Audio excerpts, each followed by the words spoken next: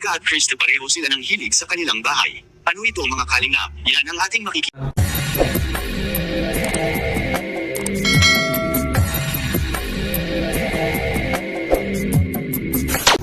Alright, what's up mga idol? Welcome back. This is my YouTube channel, Katakay PLC. Sa mapagpalang araw mga tayo. Good morning, good afternoon, at good day. At bialaga, shoutout sa ama ng Kalingap kay Kuya Mal Santos Matubang. Kung hindi ka pa nakasubscribe, subscribe natin, panoorin natin, like and share natin, doon skip ads. At kaya Tiid na kung hindi ka pa nakasubscribe, subscribe natin, panoorin natin, like and share, and don't skip ads. At kay Kalingap Parag, kung hindi ka pa nakasubscribe, subscribe natin, panoorin natin, like and share natin, and don't skip ads. Kaya Kalingap Mikoy, hindi ka pa nakasubscribe, subscribe natin sa mabiling pisa ni Kalingap Parag. Pumbayer, Tikram, at Ka-Business Official, subscribe natin. At sa aking munting YouTube channel, kung hindi ka pa nakasubscribe, subscribe ka na para update ka sa mga upload reaction ko at sa page ko, kaya page ito, zero, magpapalo ka na para update at Facebook ko. So alright mga idol, mga Kalingap, reaction na tayo dito. Totoo kaya ito, si Erika at si Krista ay magkaparehong hilig. Ano to kaya ito, kaya na-reaction ko itong mga idol. Tara samahan nyo ko, panoorin muna natin at gawa natin ng reaction sa mga Mikoy mga kalingap, kung bakit ba si Mikoy ay naguguluhan na. Unahin na natin ang dinatong isyo kay Mikoy mga kalingap na bagong-bago pa lang na si Mikoy ay mayroon na itong anak sa ibang babae. Umiuin namin man ni Mikoy mga kalingap. Na ano nga yan, na Marites Correa at hindi ko rin niya pinatulad. So dito ay inanuan si Kalingap Mikoy na may anak na daw. Pero at least ito sinagot na rin ni Kalingap Mikoy na wala daw siya anak, di ba mga idol?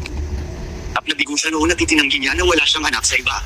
At kasunod naman dito ay yung tungkol kay Erika at Mikoy na itambalan anya ang dalawa kapag pabalikin si Erika sa Team Kalingap.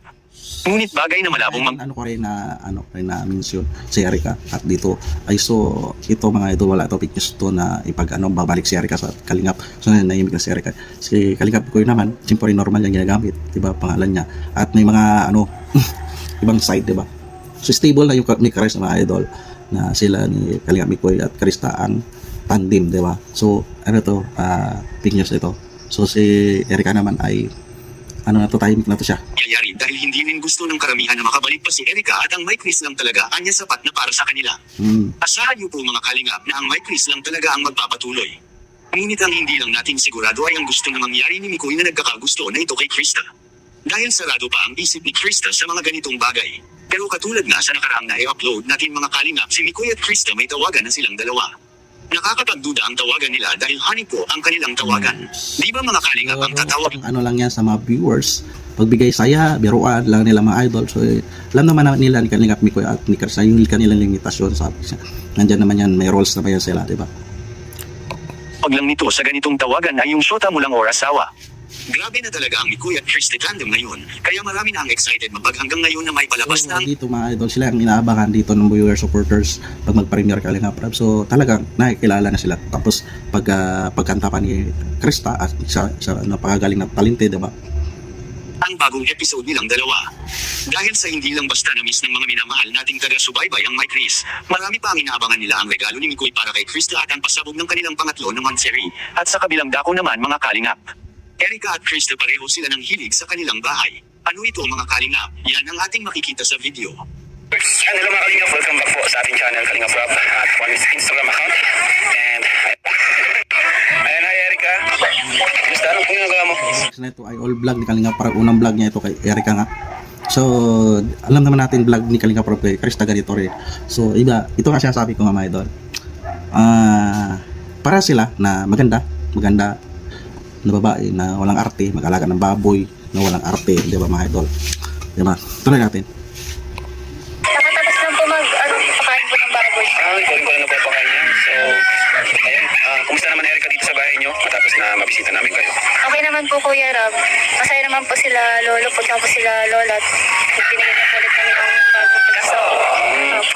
So, masaya sila na nabisita kayo ng Team Kalingap. Tapos pati tayo nakadilaw. Yeah. Marami nakadilaw ngayon. Si Lord Love nakadilaw din. No? So, ito pala yung ginagawa mo kapag wala kang pasok. Di ka pumapasok. Pero excited ka na ba makapasok? Opo, sobra po. Maganda. Parang pinaglakan kami bawat vlog natin. Ang ganda niya, oh. Basta sabi, Arjun! Baka naman ako. Hi! Ano ba ito si Arjun, oh? Hi! Parang, ano nangyari sa'yo? Nangyari sa'yo.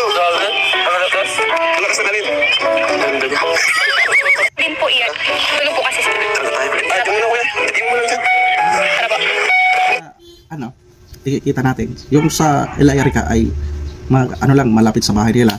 Ito ay Krista ay naka-separate, di ba, naka-separate yung kulungan ng baboy. So, si Erica walang arte, si Krista wala din arte mag-alaga ng baboy. At dito, nga, ko ba alam kung sino may-ari doon sa baboy nila Erica, kapatid niya, lolo niya.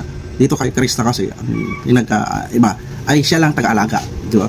Taga-alaga ng baboy, di ba? Arawan niya 300, di ba? Mga idol, mga guys. Hindi ko rin alam kung kanino yung baboyan niya. So, parehas lang yung inalagan baboy. Pero, magkaiba yung posisyon nila, di ba, mga idol? Na hindi si may-ari si Krista niyan, na taga-alaga lang. Same lang yung alaga baboy. Pinag-confirm nga, mga idol, eh.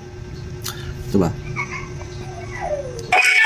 Ayun yung kuya. Yung isa kasi kuya, inaabangan ko kasi nanganak na din po yan. Wow! Ito po. Ayan. Ayun nga. Buntis. Manganak na din po. Tapos ito naman po, yung... Opo, malalaki na din. Opo. Lalaki na nga po eh. Marunong ka pwesta mo ganun, magpa-dentist. Opo, madali lang naman po. Kaso, nag-iingat lang din po kasi yung inahin po medyo masalan po. Lalabas. Krista yung baboy, masilang padidik. Diba, mga idol, ganyan talaga mga idol. Bakit? Taas ng pagandahan na pala. Pareho silang dalawa ni Erica at Krista na mahilig mag-alaga ng mga baboy mga kalingap. Anong masasabi niyo po tungkol dito? Please comment and God bless you all. Sa akin yan, nabanggit mo nga. Parehas baboy, pero ila Erica, di ko lang alam ba na kung sa kanila yon o sa kapatid niya o kay lolo niya. Kay Krista naman, siya ay nag-alaga lang, nakikitarabaho at may arawan niya siya ng 300. So parehas baboy alaga, pero iba ang senaryo, di ba mga idol? So dito, pinakaiba kay Erica, nawakwak ng sponsor na silaw nga. Nasilaw, di ba? So hindi natin binabas yun. Tapos na yun. Tapos dito kay Krista naman, siya, napaka-talented, maganda, di ba mga idol? Saka maging aral ito kay Krista kung anong nangyari kay Erica. Sana hindi siya masilaw sa pira ng sponsor, di ba? Magtiwala siya kay Kalinga Prab, di ba? Dito kay Erica kasi hindi napabayan ni Kalinga Prab.